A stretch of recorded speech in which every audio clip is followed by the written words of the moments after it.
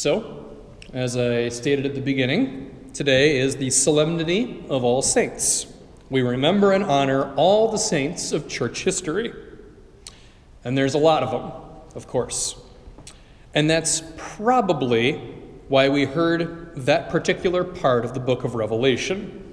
It was chapter 7, to be precise. I saw a great multitude, which no one could count, from every nation, race, people, and tongue. They stood before the throne and before the Lamb, wearing white robes and holding palm branches in their hands. The book of Revelation it's far from my favorite book in the Bible, but I like that part a lot.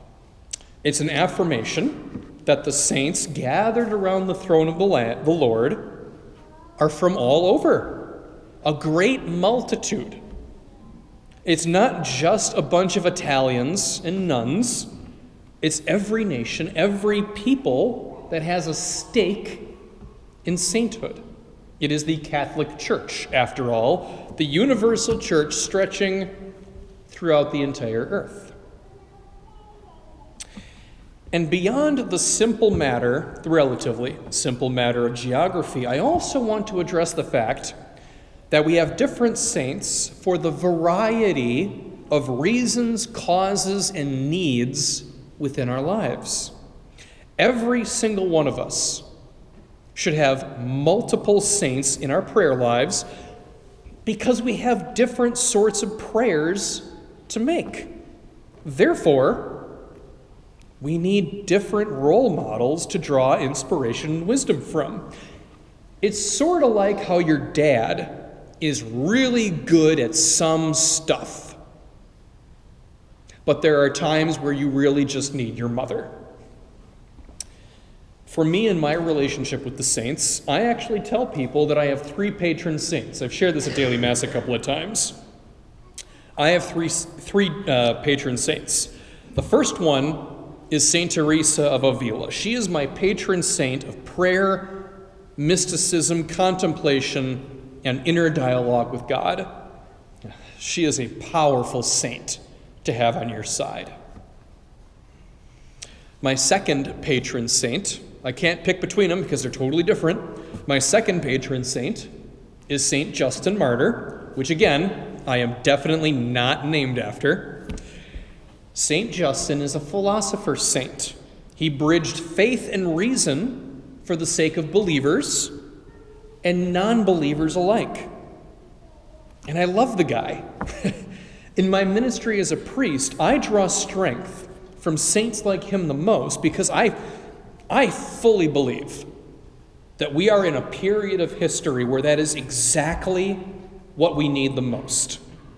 Apologetics to the secular world, addressing the very real value of faith, devotion, and piety at work with our reason and our understanding. And my third patron saint, again, completely unlike the other two, this is perhaps my true patron saint if you force me to pick one. My third patron saint is Saint Patrick. To a certain extent, I'm biased. I'm proud of my Irish heritage, I always have been. But now that I understand history a little bit better, I have come to love Saint Patrick because he brought faith to a people the right way. There was no bloodshed when Christianity came to Ireland, and there's very often a fair amount of violence that somehow comes on the coattails of missionaries. You know, that sort of thing is hard for me to read about, especially early American history. That is a dark chapter for us as Americans. Ireland didn't have anything like that. And I see Irish Catholicism as a great example of how it's supposed to be. They've had some rough times lately, issues with the church, usual ones for the day and all that. But I dearly pray with the help of St. Patrick that Ireland can recover because Christ just belongs on that little island that was once called the chin of the world. And I don't believe that God is done with Ireland, not by a long shot. Ireland is going to come to the rescue of the rest of the world again. Just you wait. And they owe a lot of who they are to St. Patrick a millennia and a half ago. All of that and more is in that first reading. A great multitude around the saints around the heavenly throne. A saint not only for every people and geographic location, but a saint for every just cause and need that the world can dish out. So with all of that out of the way, we should address the gospel reading. The Beatitudes are always worthwhile for our reflection. Now, one thing about All Saints' Day is that we're all destined to be saints. Okay, maybe not saints of the church as exemplary, individuals of history, but we're meant to be saints as people who are meant for heaven and holiness. And we do that essentially by living out the Beatitudes.